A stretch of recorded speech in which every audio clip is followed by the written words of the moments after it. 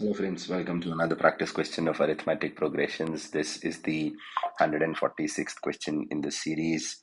Uh, I will strongly urge you to go back and watch the previous 145 questions as well. The link to the entire playlist is down there in the description. ध्यान रखिएगा इस channel पर हम आपके लिए पुराने सालों में पूछे हुए सारे क्वेश्चंस और एनसीईआरटी टेक्स्ट बुक के सारे क्वेश्चंस को सॉल्व करते हैं। तो चलिए इस क्वेश्चन को देखते हैं। ये क्वेश्चन पूछा गया था सीबीएसई एग्जाम्स ऑफ 2009 में।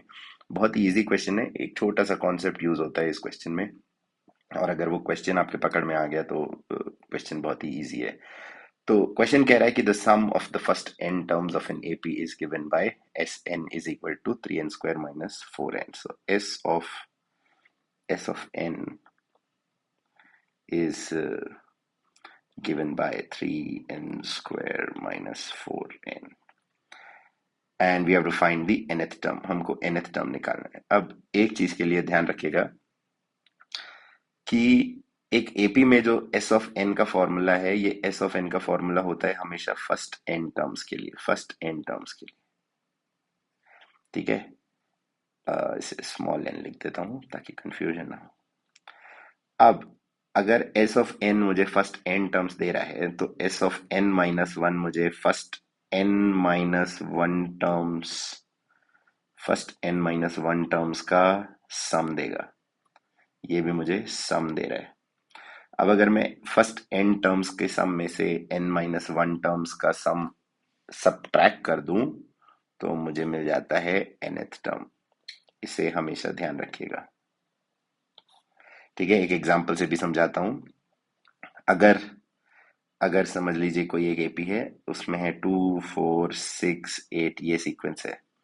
तो अब अगर आप ध्यान से देखिए तो इस एपी में S4 यानी फर्स्ट फोर टर्म्स का जो सम है वो है 2 + 4 6 and 6 12 and 8 20, एंड S3 का जो सम है यानी कि सम ऑफ फर्स्ट थ्री टर्म्स जो है वो है 12।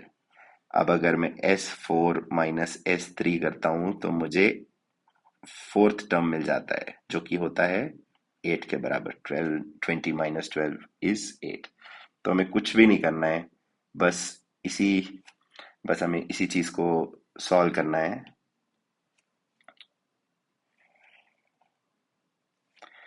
तो हमको निकालना है S of N minus S of N minus one, और हमें दिया हुआ है कि एस ऑफ एन का वैल्यू है 3n स्क्वायर माइनस 4n।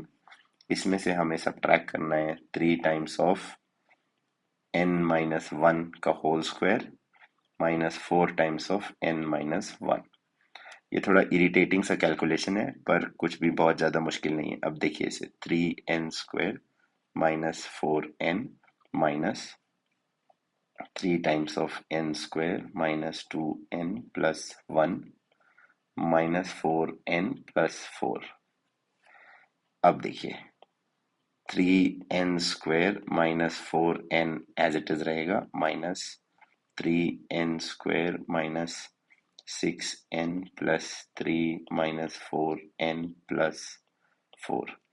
ये वाला माइनस 6n और ये वाला माइनस 4n जो है ये बन जाएगा 3n square minus 10n plus 7। तो मैंने इस 3 और इस 4 को ऐड करके 7 बना दिया। 3n स्क्वायर रहेगा और ये माइनस 6n और माइनस 4n मिलके बन जाएगा माइनस 10n, और ये हो जाएगा 3n square minus 4n as it is. अब सिर्फ कैलकुलेशन करना है।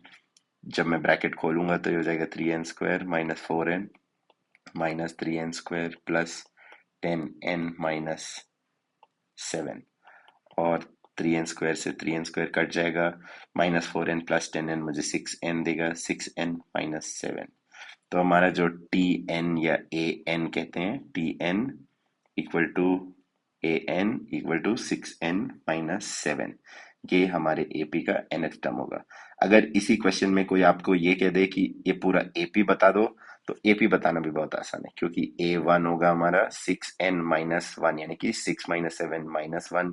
a2 होगा हमारा 6 2 12 माइनस 7 यानी कि 5।